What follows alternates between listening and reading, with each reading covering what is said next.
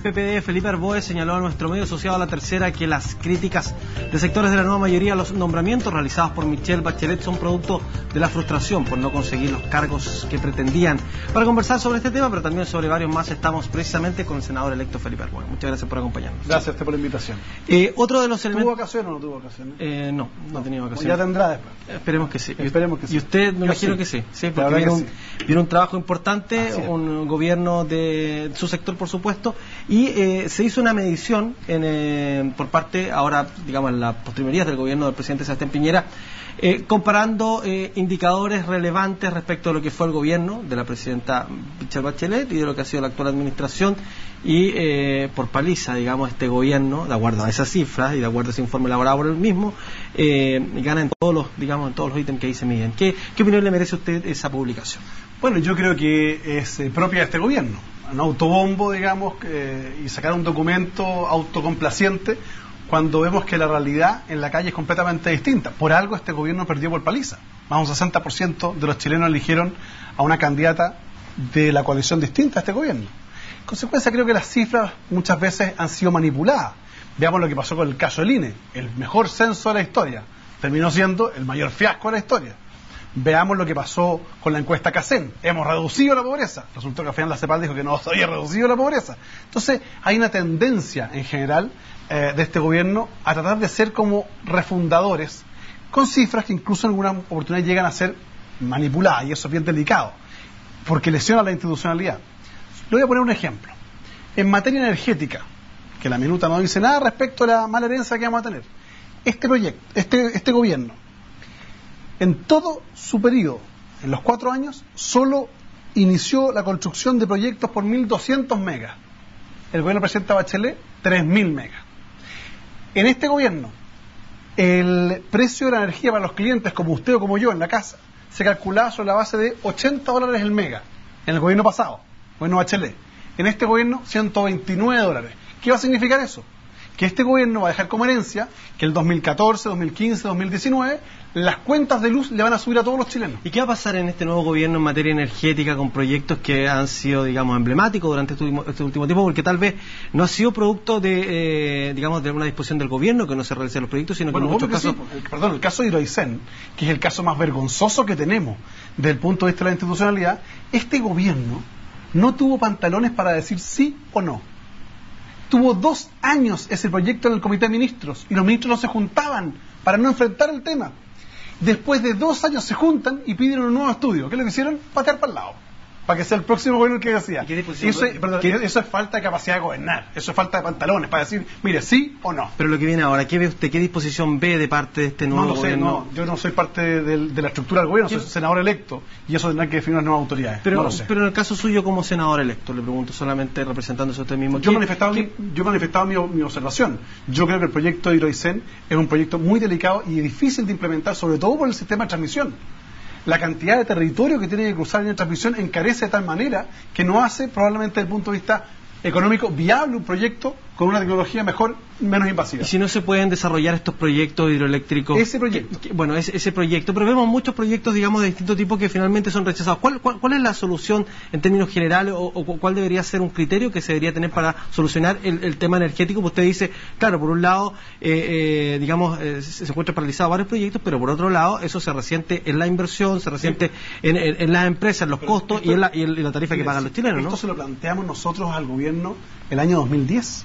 Nos acercamos, yo soy miembro de la Comisión de Energía de la Cámara de Diputados, nos acercamos al ministro, tuvimos que acercarnos a 5 ministros, hubo 5 ministros de energía en este gobierno de Piñera, a plantear la necesidad de una estrategia de energía a largo plazo, por los próximos 10 o 20 años. No es posible que vivamos de crisis en crisis, y cuando hay crisis, el sector privado se aprovecha y sube los precios, porque finalmente es un tema de mercado, ¿no? Bueno, aquí lo que tenemos que hacer nosotros, primero, es respetar la institucionalidad. A mí no me gustan los telefonazos. Esto que hace el presidente, que levanta el teléfono y echa abajo un proyecto porque hubo una protesta. A mí no me gusta, porque así como estaban contentos los detractores del proyecto, el presidente puede levantar el teléfono para levantar un proyecto en contra de ellos mismos. Es bien delicado. Creo que hay una institucionalidad. Por eso es importante que las instituciones funcionen. En segundo lugar, hay que entender que este país no puede seguir mirando solo proyecto a proyecto. Tenemos que analizar también el futuro, desde el punto de vista de cuál va a ser nuestra matriz energética. Las energías renovables no convencionales son importantes incluirlas, pero ojo, también tenemos que ver cuál va a ser el precio que vamos a pagar. Porque muchos dicen, no, es que necesitamos solo energía tal o cual. Bueno, ¿están disponibles los ciudadanos para subir el costo que pagan por energía? Yo creo que no. Lo he planteado en torno a mi región.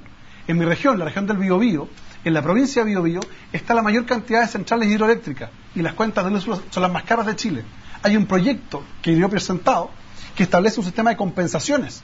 Justamente, si son esos vecinos los que tienen que soportar permanentes invasiones desde el punto de vista del medio ambiente, bueno, lo lógico entonces es que haya una compensación, que la tarifa eléctrica sea más barata, ¿no? Vamos a otros temas. El gobierno ha puesto urgencia en esta última fase de su gobierno a algunos proyectos, el acuerdo de vida en pareja, la ley de televisión digital, pero uno, el que usted puede tener una opinión, digamos, mucho más acabada, porque trabajó justamente como subsecretario del Interior en temas de seguridad, y esto tiene que ver con la detención por sospecha.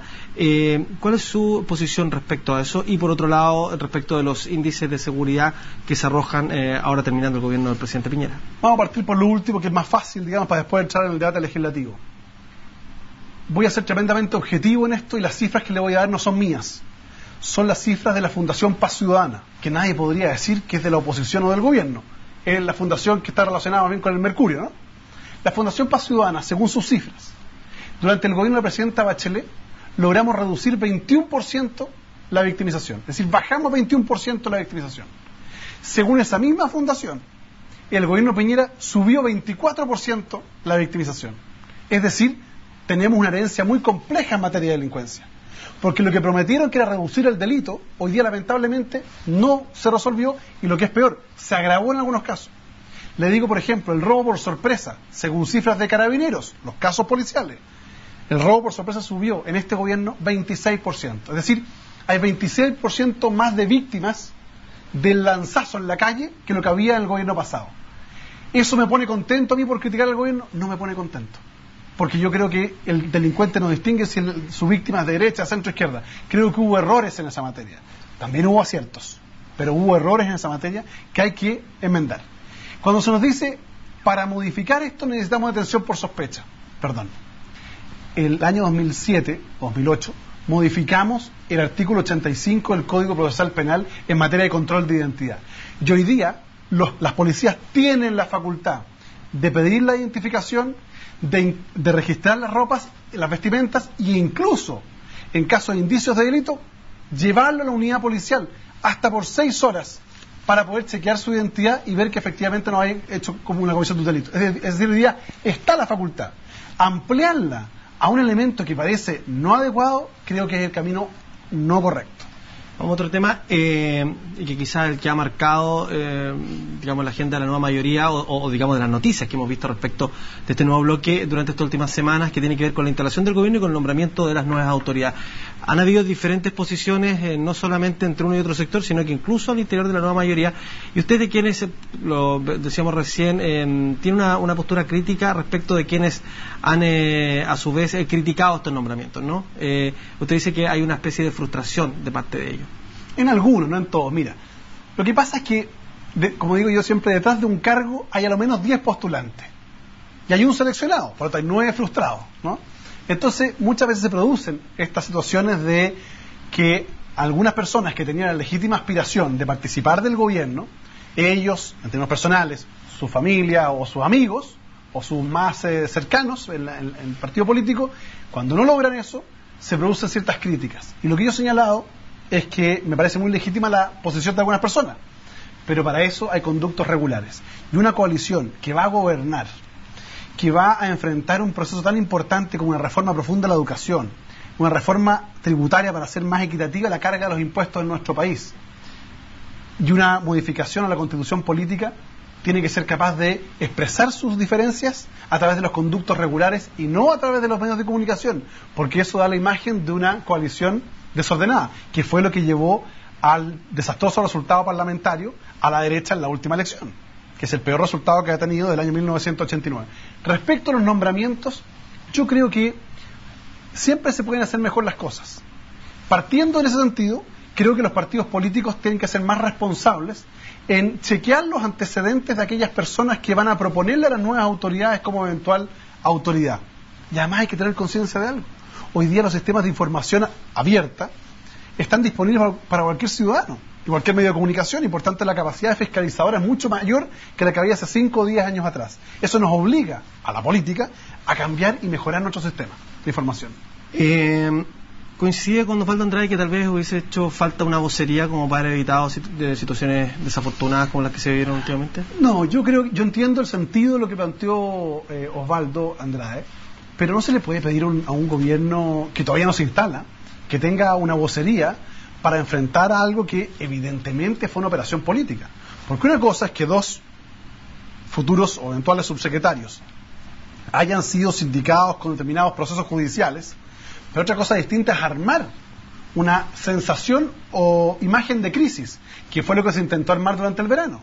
Yo creo, para acallar estos otros temas, el revés en el fallo del Haya, el problema de las malas herencias que le decía en materia de delincuencia, energía y otros, la crisis profunda de la derecha, que usted ha visto que se han formado casi 3 partidos después de Renovación Nacional, y la crisis profunda en la UDI. Para tapar eso se generó esta especie como de imagen de crisis. Y ahí es donde el vocero de la concertación de la nueva mayoría, Osvaldo Andrade, plantea la necesidad de una vocería del futuro gobierno. Yo creo que no es necesario. Creo que los gobiernos serios, responsables, toman decisiones sobre la base de la información, no sobre la base de la presión mediática o política. Y no recordemos una cosa, Patricia, el equipo que ha acompañado a la presidenta Bachelet fue el equipo que logró el triunfo de ella en las primarias, en la primera vuelta y en la segunda vuelta. Oiga, un año de campaña es bastante extenuante y obviamente necesitaban unas merecidas vacaciones para empezar con muchas pilas lo que viene para adelante, porque ganar a la derecha por más de un 60% fue un tremendo esfuerzo.